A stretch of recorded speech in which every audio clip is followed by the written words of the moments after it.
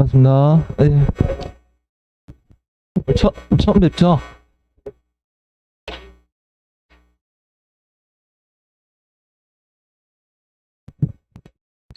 저 이름은 이재원이라고 하고요. 네, 부동산 공법 담당하고 있습니다. 네, 반갑습니다. 네. 공법 첫 시간이죠.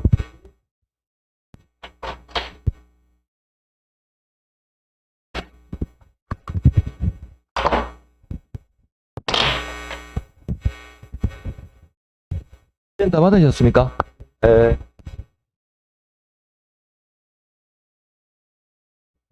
1차 과목하고 다른 과목들은 11월부터 수업했나요? 민법하고 중개법하고 이런 건 했습니까? 예. 학개론 1월달부터 시작했죠. 12월부터 시작했습니까? 예. 공법은 조금 늦었는데요. 제가 지금 공부하게 된 이제 부동산 공법이라는 과목은요. 자, 이 부동산이라는 단어하고 자, 공법이라는 단어가 결합된 합성어인데요.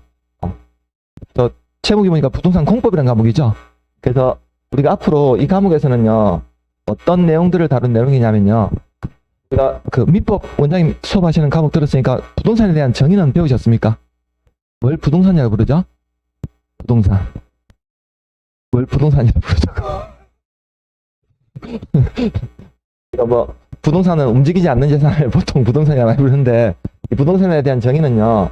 자, 민법의 제99조에 보면 토지와 토지에 생략된 물건이 있습니까? 자, 이걸 부동산이라고 부르죠. 그래서 우리가 앞으로 이 부동산 공법이라는 과목에서는요. 자, 먼저 첫 번째로 부동산을 다루는 법률이거든요. 그래서 우리가 이 부동산에 좀 반대되는 개념은 동산 개념이 있습니까? 이 동산이라는 것은 우리가 일명 뭐 움직이는 재산을 동산이라고 부르긴 하는데 뭐 자동차나 선박, 항공기 같은 거 있죠? 이런 것들 있습니까? 이런 것들을 우리가 보통 동산이라고 부르거든요. 근데 우리 공법이라는 과목에서는요. 동산에 대해서는 다루지 않습니다. 그래서 우리 공법이라는 과목에서는 토지와 정착물인 주로 부동산에 대해서 다룬 법률입니다. 자, 두 번째로 앞으로 우리가 배우게 되는 이 공법이라는 과목은요. 자, 공적인 성격의 법률이거든요. 그럼 왜 공적인 성격의 법률이라고 그러냐면 우리가 앞으로 이 과목에서는요. 주로 공적 주체인 자, 국가나 지방자치단체와 자, 우리 일반 국민들 개인 간의 관계를 다룬 법률에서 공적인 성격의 법률이라고 그러거든요. 그러면 이 공적인 성격의 법률과 좀 반대되는 개념은 사법이 있는데요. 또 왜 우리가 사법이라고 그러냐면요. 자, 사법은요. 주로 개인 간의 관계를 다룬 법률에서 이게 사법이라고 부릅니다. 그래서 우리가 보통 갑이라는 개인이 있죠. 갑이라는 개인이 자, 을이라는 개인이 있는데요. 우리가 보통 부동산을 파는 사람을 뭐라고 부릅니까? 부동산을 파는 사람을 매도인이라고 부릅니까? 부동산을 사는 사람은 매수인이라고 부릅니까? 그러면 이 갑이라는 사람이요. 본인이 보유하고 있던 부동산을 팔고 싶어요. 을한테. 근데 이 갑이 을에게 팔 때요. 이 부동산에 대해서 팔 때 이 사람에게 사기를 쳤어요. 그럼 이거는 우리가 개인과 개인 간의 관계를 다루는 법률이죠. 관계의 문제란 말이에요. 그래서 우리가 공법이라는 과목은 사법이 아니거든요. 그래서 공적인 성격의 법률로서 주로 국가와 지방자치단체와 개인 간의 관계를 다루는 법률이지 개인과 개인 간의 관계를 다루는 사법이 아닙니다. 그래서 우리가 1차 과목 중에서 우리가 개인과 개인 간의 관계를 다루는 법률이 있습니까? 민법. 우리가 배우신 민법 있죠? 민법은요. 이 법의 성격이 사법적인 성격이에요. 공법적인 성격이 아니라고요. 그래서 우리가 앞으로 배우게 되는 공법이라는 과목은 민법과는 전혀 반대되는 법률입니다. 그래서 우리 앞으로 공법 공부하시다 보면 개인과 개인 간의 관계는 한 번도 안 나와요. 그래서 주로 국가 지자체와 개인 간의 관계를 다루는 법률에서 공적인 성격의 법률이라고 부릅니다. 그래서 우리가 국가와 지방자치단체를 일명 우리가 행정관청이라고 부르거든요. 그래서 이렇게 행정관청과 개인 간의 관계를 다루는 법률에서 공적인 성격의 법률입니다. 그리고 세 번째로 우리 공법이라는 과목은요. 자, 일종의 규제법의 일종인데요.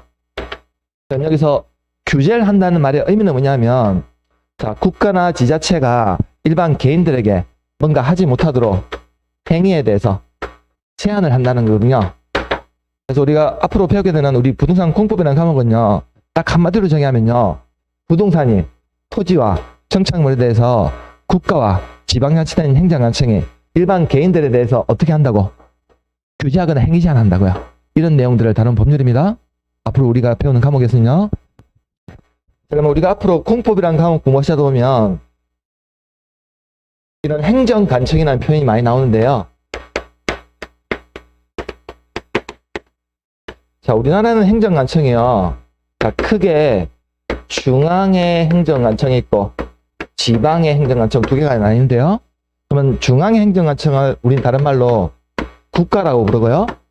자, 지방의 행정관청을 지방자치단체라고 부르거든요. 그러면 이 중앙행정관청의 장을 자, 중앙행정기관의 장이라고 부르는데요. 자, 그럼 우리나라 지금 대한민국이라 하는 국가에서 중앙행정기관의 장으로서 가장 높은 급이 있습니까? 높은 급은 우리가 5년마다 선거에서 뽑는 대통령이 있습니까? 그리고 이 대통령 밑에는요, 자, 내각을 책임지는 국무총리가 있거든요. 그리고 국무총리 밑에는 각 부를 담당하는 자, 장관들이 있는데, 자, 우리 공법이라는 과목 공부하시다 보면 나오는 중앙행정기관의 장으로서 가장 높은 급은요, 대통령이나 국무총리는 한 번 났나요? 우리 공법이라는 과목 공부하시다 보면 나오는 중앙행정기관의 장으로서 가장 높은 급은 장관급이 나오거든요. 근데 이 장관 중에서 자, 우리나라의 전반적인 부동산 정책이 있습니까? 부동산 정책과 관련해서 담당하고 있는 장관이 국토교통부 장관이 있거든요. 이 국토교통부 장관이라는 사람은 앞으로 공법이라는 과목 공부하시다 보면 아주 많이 나옵니다. 이 사람이 계속 나올 거예요. 국토교통부 장관이라는 사람. 그리고 우리나라에 전반적인 내각이 있습니까? 내각이나 국민들의 안전과 관련해서 담당하는 장관이 행정안전부 장관이 있거든요. 옛날에는 이 사람이 내무부 장관으로 바뀌었는데 지금 명칭이 바뀌었습니다. 행정안전부 장관으로. 그래서 행정안전부 장관이라는 사람은 공법이라는 과목 공부하시다 보면 한 번 정도 나올 거예요. 한 번. 자, 그리고 우리나라에 바다나 수산자원이 있습니까? 관련해서 담당하는 장관이 해양수산부 장관이 있거든요. 이 장관도요, 우리가 공법이라는 과목 공부하시다 보면 한 번 정도 딱 나올 거예요. 그때 나오고 기억하고 있으시면 됩니다. 그리고 우리나라에 농지 있습니까? 농업 정책이나 이거와 관련해서 담당하는 장관이 농림축산식품부 장관이 있거든요. 자, 이 사람도 우리가 공법이라는 과목 공부하시다 보면요, 한 번 정도 나올 거예요. 이 사람도요. 나중에 한 번 정도 나올 때 기억하시고 잊어버리면 되거든요. 그러면 우리가 앞으로 공법 공부하시다 보면 중앙행정기관의 장이란 말은 국가에 있는 장들 말하는데, 그러면 나오는 장관, 이 중앙행정기관의 장으로서 가장 높은 급은 누가 나온대요? 장관급이 나오는데, 이 장관들 중에서 가장 우리 공법이라는 과목에서 제일 많이 나오는 장관은 국토교통부 장관이 제일 많이 나오고, 다른 장관들은 딱 한 번 정도는 기억하시면 됩니다. 그때 나올 때만. 자, 그리고 우리가 지방의 행정관청을 지방자치단체라고 부르는데요. 자, 우리나라는 지방자치단체가 크게 광역자치단체가 있고 기초자치단체 두 개로 나뉘거든요. 그러면 광역자치단체는 어딜 얘기하는 거냐면, 자, 서울은 무슨 시입니까? 서울은 특별시입니까? 서울은. 그 다음에 대구는 무슨 시입니까? 대구는 광역시인가요? 우리나라에 광역시 몇 개 있나요? 우리나라에 광역시가 총 6개 있습니다. 광역시. 저기 서울옆에 가면 인천 있습니까? 대전 들어보셨습니까? 그 다음에 우리 대구에 보면 대구 있죠? 그 다음에 경남 지역에 가면 울산하고 부산 있거든요. 그 다음에 광주 들어보셨습니까? 그래서 6대 광역시 있거든요. 6대 광역시. 제가 집이 울산이거든요. 그래서 우리 광역시, 우리나라에 보면 광역시가 6개 있습니다. 그래서 6대 광역시를 얘기하는 거예요. 그리고 저기 대전이 있죠. 대전 바로 위에 가면 혹시 세종시 들어보셨습니까? 세종시. 자, 세종시는요, 특별자치시거든요. 근데 제주도 들어보셨습니까? 자, 제주도는요, 특별자치도입니다. 그리고 여러분들 살고 계시는 안동 있죠? 안동은 행정구역으로 보면 어느 도에 속합니까? 경상북도에 속합니까? 자, 그럼 우리나라는 제주도 빼고 8개 도가 있거든요? 8도가 있다고요. 강원도하고 경기도 있습니까? 우리나라에. 강원도, 경기도. 그다음에 경상남북도 있죠? 충청남북도, 전라남북도 있습니까? 그래서 총 8개 도가 있다고요. 그래서 우리가 앞으로 공법이라는 과목 공부하다 보면, 자, 광역자치단체는 특별시, 광역시, 특자시, 특자도 도지역을 우리가 광역자치단체라고 부르거든요. 자, 그래서 우리가 앞으로 공법 공부하시다 보면, 자, 시도지사라는 표현을 많이 쓰는데요. 시도지사. 그러면 이 시도지사는 누굴 얘기하는 거냐면, 서울특별시장, 그다음에 6대 광역시장 있죠. 그다음에 세종특자시장, 제주특별자치도지사, 도지사, 이 5명을 자, 우리가 시도지사라고 부릅니다. 그러면 이 기초자치단체는요, 자, 광역자치단체 밑에 있는 자치단체를 얘기하는데요. 자, 우리 서울특별시 있죠. 특별시에 가면 구가 있거든요. 혹시 뭐 강남구, 서초구 이런 데 들어보셨습니까? 그래서 서울에 가면요, 이 구가 25개 구가 있습니다. 이 25개 구를 바로 기초단체라고 부릅니다. 그리고 광역시 있습니까? 자, 우리나라 6대 광역시에는요, 기초자치단체가 구가 있거든요. 구가. 근데 우리 광역시 내에는요, 기초자치단체로서 구만 있는 것이 아니라 군도 있습니다. 혹시 대구시 달성군 들어보셨습니까? 달성군 들어보셨나요? 대구에. 네. 부산에 혹시 기장군 들어보셨습니까? 부산에. 그다음에 제가 살고 있는 울산에 가면 울주군이라고 있거든요. 근데 인천에 가면 강화군하고 옹진군이 있어요. 그래서 광역시에는요, 기초단체가 구만 있는 것이 아니라 군도 있습니다. 그리고 세종시에는요, 기초자치단체가 아예 없어요. 세종시 안에는요. 그리고 제주도 혹시 가보신 분 있습니까? 가족분들하고 제주도 놀러 가보신 분 있습니까? 자, 우리 제주도 가면요, 제주공항에 있는 위에는 제주시고 밑에는 서귀포시입니까? 제주시하고 서귀포시 나뉘어져 있습니까? 자, 근데 우리 제주도는요, 행정구역으로는 제주시하고 서귀포시가 나뉘어져 있지만, 이건 기초자치단체로 보지 않아요. 이 제주시장하고 서귀포시장은요, 제주도지사가 임명해버립니다. 주민들이 투표해서 뽑는 게 아니라. 자, 그리고 우리 도지역에는요, 자, 우리 안동은 시입니까? 안동은. 근데 봉화하고 영양이 있습니까? 는 군이죠. 군. 그래서 우리 도지역 안에는 기초자치단체로서 시뿐만 아니라 군도 있습니다. 그래서 우리가 앞으로 공법이란 과목 공부하시다 보면, 자, 시장, 군수, 구청장 이런 표현들을 쓰거든요. 그러면 시장, 군수, 구청장은 자, 누굴 얘기하는 거냐면, 우리 도 밑에 있는 시장 있습니까?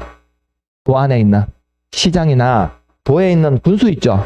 그리고 광역시 군수나 특별시 광역시에 있는 구청장 있죠. 이들을 바로 시장, 군수, 구청장이라는 표현을 씁니다.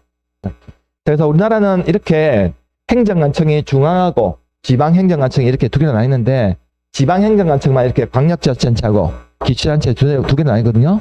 자, 근데 우리가 기초자치단체 중에서 도에 있는 시 있죠. 우리 도에 있는 시 중에서요, 인구가 50만 이상이 되는 시를요, 자, 바로 대도시라고 부르거든요. 대도시. 그래서 우리 경북에 보면 시 중에서 인구가 50만이 넘어가는 시가 있을까요?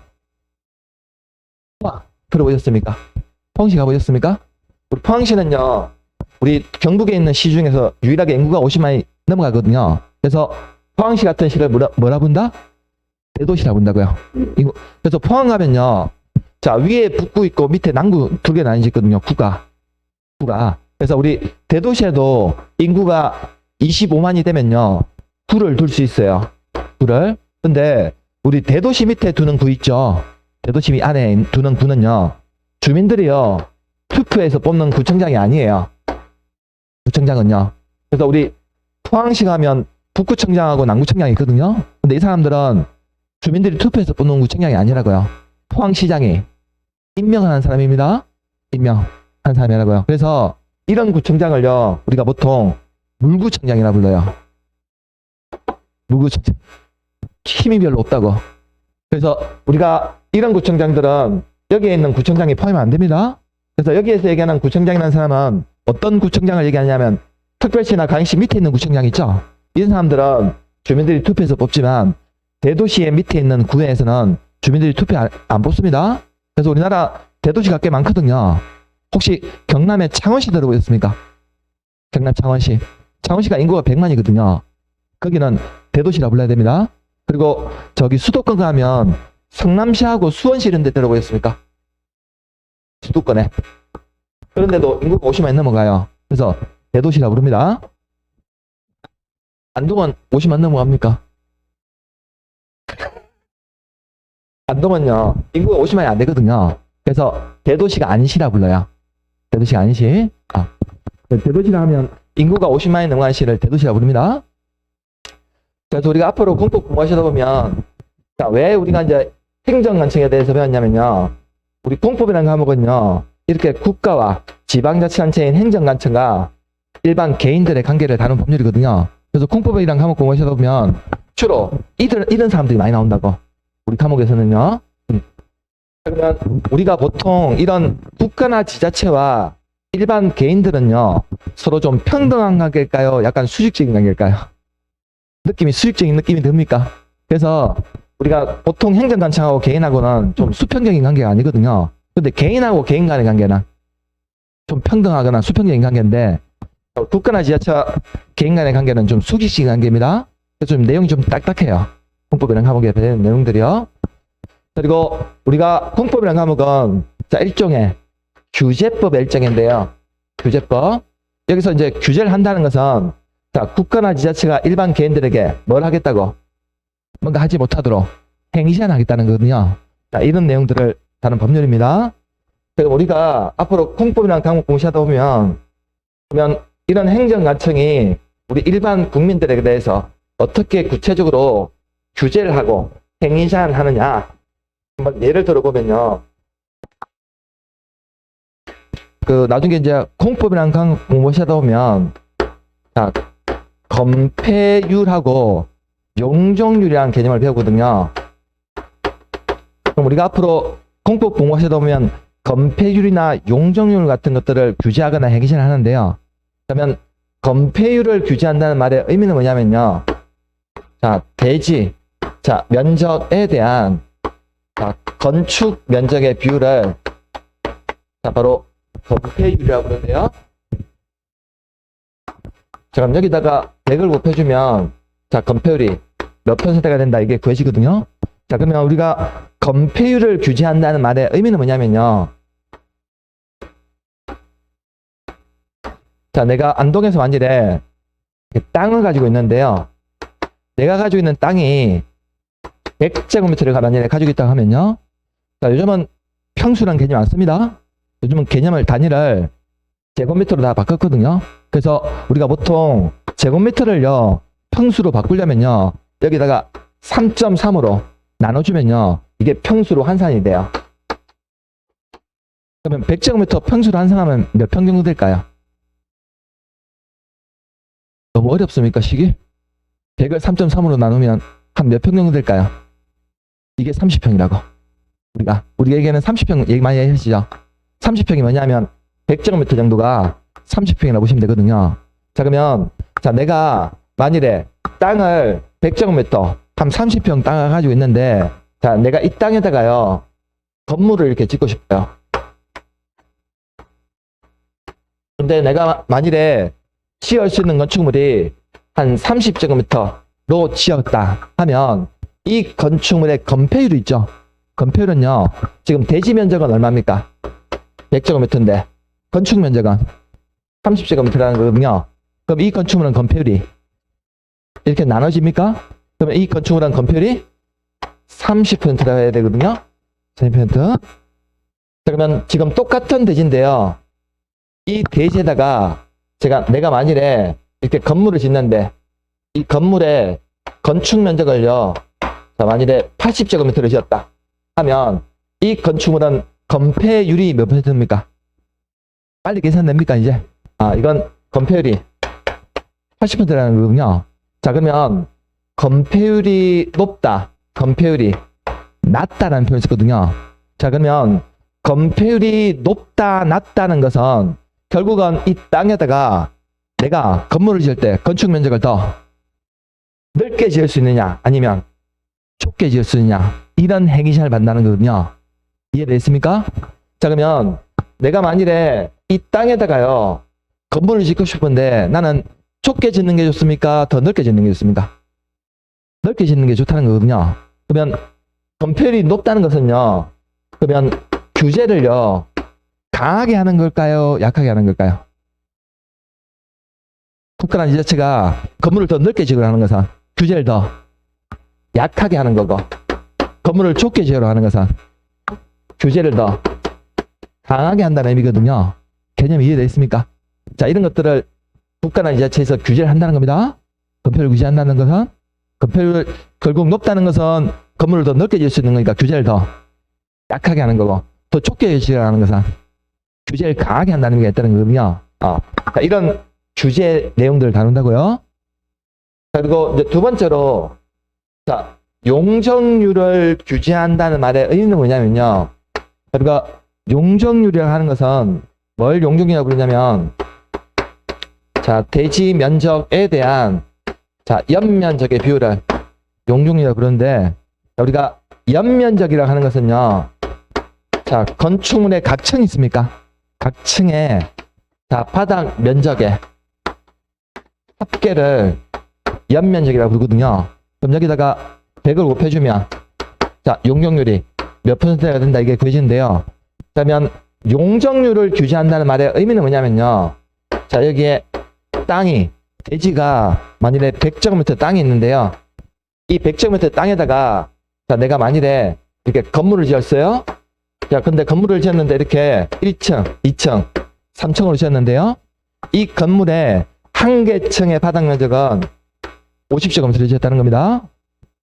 그러면 1층, 2층, 3층의 바닥 면적은 똑같은데요.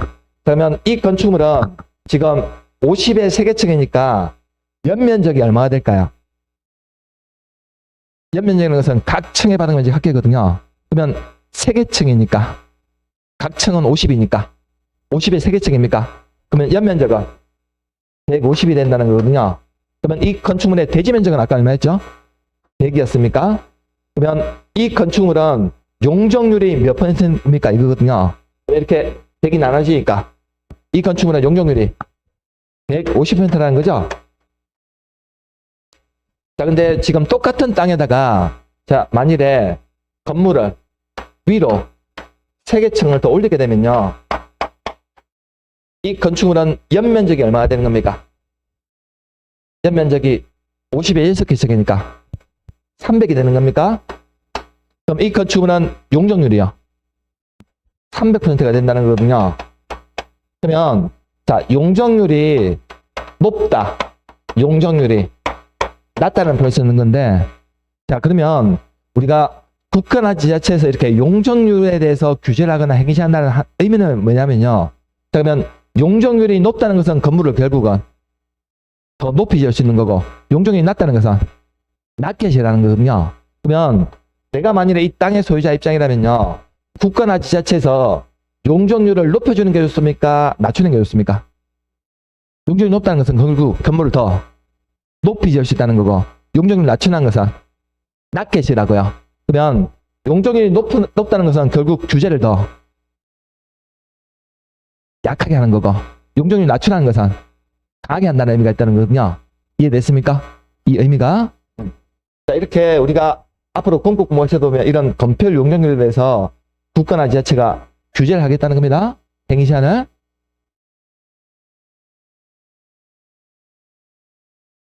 다들 공부 한 번씩 해보셨습니까?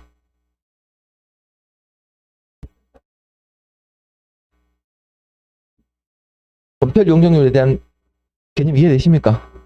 뭘 말하는 건지, 이런 것들 규제한다는 거거든요. 아니, 너무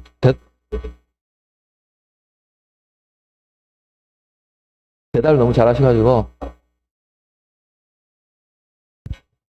처음에 공부하신 분들이 이게 참 이해가 안 가거든요. 건폐율 용적이라는 개념 자체가, 처음에 공부하시는 되게 어려워합니다, 이거. 자, 이런 것들은 이제 우리가 규제하는 내용을 다룹니다. 공법이라는 과목은요. 그러면 우리가 앞으로 이제 공법이라는 과목 공부하다 보면요, 이 공법이라는 과목은요, 다른 과목들에 비해서 어떤 특징들이 있냐면요, 첫 번째로, 자, 다른 과목들에 비해서 범위가 가장 넓습니다. 공법이라는 과목은요. 자, 지금 책 받으니까 한 600페이지 정도 됩니까? 600페이지 좀 넘어가거든요. 예. 다른 과목들에 비해서 좀 책이 좀 약간 두껍죠? 책이 두껍다고요. 그래서 우리 공인중개사 과목 중에서 앞으로 우리가 6과목을 공부하게 되실 텐데요. 공인중개사 공부하시다 보면 이 다른 과목들에 비해서 가장 범위가 넓습니다. 자, 두 번째로 우리 공법이라는 과목은요, 다른 과목들에 비해서 숫자가 되게 많이 나와요. 숫자가 참 많이 나오는 과목입니다. 그리고 세 번째로 이 공법이라는 과목은요, 자, 1차 과목은 상대적으로 개정이 잘 안 되는데 2차 과목 중에서는 공법이라는 과목은요, 다른 과목들에 비해서 좀 개정이 자주 돼요. 이 과목 특징이요.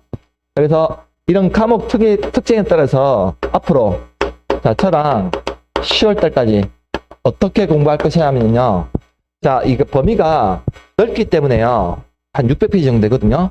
책보로 보면, 기본서로 보면. 그래서 공부를 하실 때 절대 암기 위주로 공부하시면 안 됩니다. 암기 위주로 공부하시면 안 된다고요. 그래서 철저하게 이해 위주로 공부를 하셔야 되는데요. 자, 그러면 저랑 앞으로 10월달까지 어떻게 공부하실 거냐면, 지금 2월달 있습니까? 자, 2월달에는요, 자, 저랑 수업하면서, 자, 기본적인 이 과목이 가지고 있는 기본적인 체계 있죠? 기본적인 체계에다가 기본적인 우리가 알아야 될 용어 있습니까? 용어 위주로 한 달간 수업을 할 거고요. 자, 그러면 이 과정이 끝나고 나면, 자, 3월달부터 4월달까지는요, 자, 기본서를 가지고요, 한 번 더 돌 텐데요, 수업을. 그래서 이 기본서를 가지고 기본적인 체계에다가 조금 더 심화된 이론이 있습니까? 이론을 가지고 3월달, 4월달 한 바퀴 돌 겁니다. 그리고 이제 5월달부터 6월달까지는요, 제가 기본서 가지고 2월달에 기본적인 체계와 용어에 대해서 한 바퀴 돌 거고, 그러면 3, 4월달에 기본적인 체계에다가 조금 더 심화된 이론 해서 한 바퀴 더 돌리고 나면요, 자, 제가 기본서에 나와 있는 내용들을 조금 요약해 드릴 거예요. 그래서 요약서를 가지고요, 좀 핵심 이론들 중심으로 해가지고 수업을 하면서, 여기다가 나중에 5월달, 6월달 되면 우리 시험에 출제했던 기출 문제 있습니까? 이론 과정 설명하고 나서 마지막에 복습하는 차원에서 기출 문제, 우리 시험에 출제했던 문제 있죠? 한두 문제 정도를 수업 시간에 나중에 정리할 때 해가지고 5, 6월달 되면 한두 문제 정도 풀어드릴 거예요. 그리고 이 과정이 끝나고 나면 이제 7월달, 8월달 되면요, 자, 우리 요약서 가지고 기본 요약한 이론에다가 문제집 있습니까? 문제집. 그래서 우리 나중에 적중 문제집이나 예상 문제집 이런 게 있거든요. 그러면 문제집을 가지고 좀 문제 좀 적응력 이런 것들을 키울 수 있도록 7, 8달 과정에 진행할 겁니다. 그리고 이제 9월달부터 10월달이 되면요, 이제 각 과목별로 선생님들이요, 시험에 출제되는 것과 유사하게 동형 모의고사 이걸 만들어 드릴 거예요. 그래서 첫째 시간에는 이거 풀고, 그리고 나머지 3시간 동안 문제를 해설하는 과정이 있죠. 이 과정을 9월달부터 10월달까지 진행을 좀 할 겁니다. 그래서 앞으로 저랑 공부하면서 10월달까지 시험 치기 전까지요, 적어도 이론을요, 2월달에는 기본적인 용어, 그러면 3, 4월달에 이론 한 바퀴 돌리고 5, 6월달에 한 바퀴 돌리죠. 그다음에 7, 8월달에도 기본 핵심 이론 설명하면서 문제 적응력 좀 키울 수 있도록 이론을 돌릴 거고, 9월달에 문제 적응력 실제 출제된 거 비슷하게 해가지고 동형 모의고사 등 해가지고 앞으로 우리가 시험 칠 때까지 지금 같은 이론을 가지고 한 3, 4바퀴 계속 돌릴 거거든요. 계속 돌릴 겁니다. 왜냐면 우리가 이제 머릿속에 들어왔다가 기억되는 시간이 점점 짧아져요. 시간들이 좀 짧아지기 때문에 계속 반복하셔야 된다고요, 이 과정을요. 그래서 이 과정을 시험 칠 때까지 계속 반복해 드릴 겁니다. 그리고 두 번째로 이제 공법이라는 과목은요, 자, 다른 과목들에 비해서 숫자가 되게 많다는 거거든요. 그러면 이 숫자가 많다는 것은요, 이 많은 숫자들을 다 암기하려면 너무 힘들다고요. 그래서 이 숫자가 가지는 의미가 있거든요. 의미 이런 것들을 좀 잘 파악하시기 바랍니다. 작년에 공법이라는 과목도 우리 시험에서 40문제 출제되는데 숫자가 직접적으로 출제됐던 문제 딱 2문제. 40문제 중에서 숫자가 직접적으로 나왔던 문제는요. 그래서 40문제 중에서 숫자는 되게 많이 나오지만 숫자가 직접적으로 우리 시험에서 출제되는 것은 별로 없거든요. 비중은 높지 않다고요. 그렇기 때문에 숫자 자체를 다 외우지 마세요. 숫자 자체를. 그래서 제가 좀 중요한 의미가 있는 숫자는 알려드릴 테니까 그런 것들 위주로 기억하시면 되고 모든 숫자를 다 암기할 필요 없습니다. 그리고 세 번째로 이 공법이라는 과목은 다른 과목들에 비해서 개정이 자주 되는데요. 자, 이 개정이 자주 된다는 의미는 뭐냐면요. 자, 예전에 우리 공인중개사 시험은요. 자, 이 개정되는 내용에 대해서요. 원래는 자, 시험, 공고일. 중개사법 공부하셨다 했죠. 공인중개사법. 우리 보통 올해 10월 28일쯤 아마 시험 칠 텐데 항상 10월 넷째 주에 시험 치니까요. 토요일날 10월 28일쯤 될 텐데 보통 시험 시행일 며칠 전에 시험 공고합니까? 중개사법에 배우셨네 이거? 90일 전에 시험 시행일 90일 전에 보통 공고하거든요. 그럼 보통 언제 공고하냐면 7월 말이나 이때쯤 공고한다고요. 그러면 예전에는요. 시험 공고일 기준 이후에 개정된 내용에 대해서는 반영 안 했거든요. 근데 이게 이제 바뀌어가지고요. 앞으로 우리 공인중개사 시험에서 법에서 개정된 내용은요. 자, 시험 시행일 있습니까? 올해 시험 시행일 기준까지 개정된 내용에 대해서는 이제 시험에 반영합니다. 바뀌어가지고 예전에는 시험 공고일 기준이었거든요. 시험 공고일 기준이었는데 이제 시험 시행일까지 개정된 내용에 대해서는 앞으로 우리 시험에서는 반영한다고요. 그래서 이게 좀 개정됐거든요. 바뀌었거든요. 몇 년 전부터. 그래서 앞으로 시험 시행되는 날까지 개정된 내용에 대해서는 시험에 반영하겠는데 다만 우리가 보통 상반기까지 개정된 내용에 대해서는 반영해놨거든요. 기본서에. 근데 하반기에 또 조금씩 개정된 내용에 대해서는 기본서에 미처 못 넣어놨어요. 그래서 이런 내용들에 대해서는 나중에 수업할 때 중간중간에 제가 별첨자료 넣어드릴 거예요. 근데 우리 시험에서 보통 하반기에 개정된 내용이 당해 시험에 반영되는 경우는 없었거든요. 작년에 하반기도 개정된 내용들 있지만 당해 시험에는 반영이 잘 안 되니까 너무 걱정하지 마세요. 개정된 내용에 대해서는요. 자, 그래서 저랑 앞으로 수업을 10월달까지 대략적으로 이런 식으로 진행을 할 거고요. 자, 그러면 우리가 앞으로 부동산 공법이란 과목에서 나오는 내용들은요. 어떤 내용들을 다루냐면요. 우리 부동산 공법이라는 과목은 문항수로 보면 총 40문제가 출제되는데요. 그러면 이 부동산과 관련된 공적 규제의 법률이거든요. 근데 우리나라의 모든 공적 규제 법률을 다루는 것이 아니라 우리 공인중개사 시험에 필요한 총 6가지 법률에 대해서 우리 시험에서 다룬다는 거거든요. 우리 과목에서는요. 그래서 이제 책을 여기 코팅된 거 있습니까? 표지 안 넘기고 코팅된 거 뒤로 해가지고 책을요. 한 5장 정도 넘기시면요. 4장인가요? 4장 정도 넘기면 되겠네요. 오른쪽에 보시면 이 책에 차례 있습니까? 코팅된 데서 한 4장 넘기시면 이 책에 차례 있나요? 5장입니까 그게?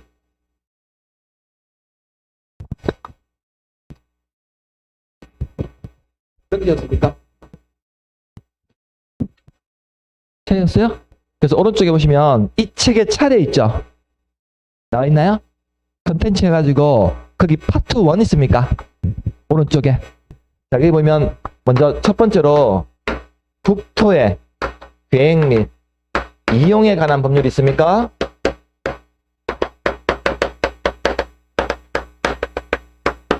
자, 이 법률에서요. 자, 우리 시험에서 12문제 출제됩니다.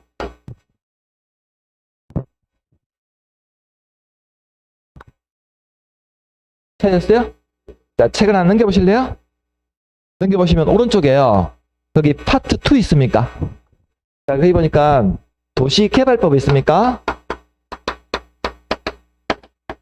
있나요? 자, 여기서요.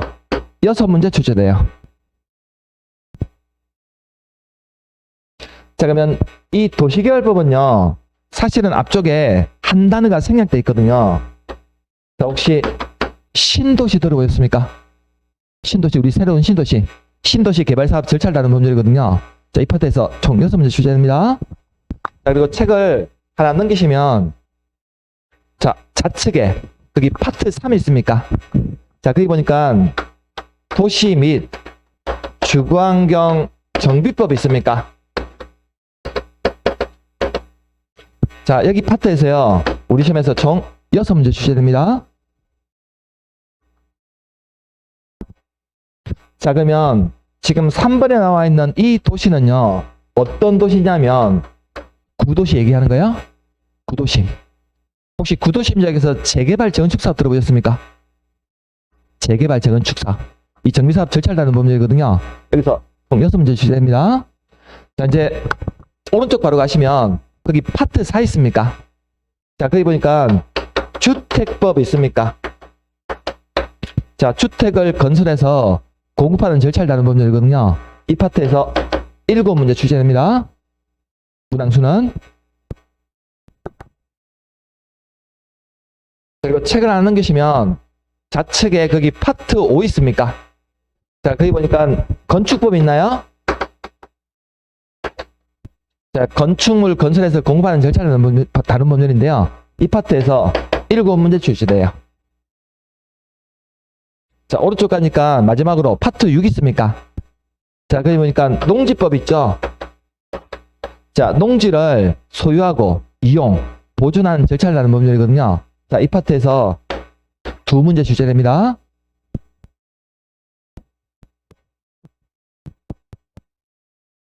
자, 그래서 우리 부동산 공법이란 과목은, 자, 부동산 관련된 공적 규제의 법률인데, 자, 우리 시험에서 나오는 법률은요, 총 이 6가지 법률에서 지금까지 이 문항수를 한 번도 벗어난 적이 없습니다. 문항수를요. 그래서 이 6가지 법률을 우리가 배우게 되거든요. 그러면 우리가 이 6가지 법률 총 40문제 출제하는데요. 이 40문제 중에서 24문제 있죠. 40문제 중에서 24문제를 맞추면 몇 점인지 아세요? 60점입니다. 24문제 맞추면. 근데 만일에 16문제 맞추면요. 40점이에요? 16문제 맞추면 40점이라고요. 그래서 공법이라는 과목은요. 16문제에서 24문제 사이 정도 맞추면 되거든요. 그럼 충분히 합격이라고요. 2차 과목 중에서는 중개사법이 좀 쉽거든요. 공인중개사법이. 그래서 우리 공법이라는 과목은 40점 이상 60점 사이 정도 맞으면 충분히 합격해요. 공인중개사 시험에서. 근데 아무리 자신이 없더라도 16문제 미만으로 맞추면 안 됩니다. 이러면 좀 난감해요. 다른 과목이 100점 맞더라도 한 과목이라도 40점 미만의 과목이 있으면요. 과락제도가 있거든요. 그래서 40점 미만으로 맞으면 안 돼요. 무조건 16문제 이상 맞춰야 된다고요. 아무리 내가 자신 없더라도. 그래서 16문제 이상, 24문제 이상 정도 맞추면 충분히 합격할 수 있다고요. 그래서 우리가 1차 과목은 2과목이지 않습니까? 민법하고 개론 2과목 있죠? 그래서 민법하고 개론은 서로 점수를 주고받을 수 있거든요. 1차끼리는. 그리고 2차는 4과목이잖아요. 공인중개사법, 공법, 공시법, 세법 해서 2차는 2차끼리만 점수 주고받을 수 있거든요. 그래서 1차 합계 60점, 2차 합계 60점 이상이면 합격이라고요. 근데 아무리 자신 있게 다른 과목이 100점 맞더라도 한 과목이라도 40점 미만 있으면 이건 불합격 합니다. 합격 안 시켜준다고. 2차 과목 중에서요. 그래서 공법은요. 한 50점에서 60점 정도 맞으면 되거든요. 네, 본 시험 때요. 그 정도 목표를 잡으시고 공부를 하시면 됩니다. 공법이란 과목. 자, 거기 체크해 두셨습니까? 그래서 우리가 앞으로 부동산 공법이라는 과목에서는요. 총 이 6개 법률 있죠? 6개 법률을 우리가 앞으로 배우게 될 거예요. 우리가 법의 이 과목에서요. 자, 여기까지가 우리가 부동산 공법에 대해서 개략적으로 제가 첫 시간이라서 좀 오리엔테이션 했습니다. 과목의 특징이 뭐고 우리가 앞으로 배울 내용들이 뭔가 이런 것들을 살짝 봤고요. 자, 그러면 여기까지 보고 잠시 쉬었다가 본격적으로 우리가 부동산 통법이라는 과목에서 지금 첫 번째로 나오는 법률이 국토의 계획 및 이용에 관한 법률이 있습니까? 자, 이 파트부터 좀 보도록 하겠습니다. 책 하나 넘기시면 아마 표지 나올 거거든요. 보라색 표지 있습니까? 좀 전에 체크해드렸던 것도 넘기시면 1번 보니까 국토의 계획 및 이용에 관한 법률 나와있죠? 차례 뒤에 보면 자, 거기부터 시작하도록 할게요.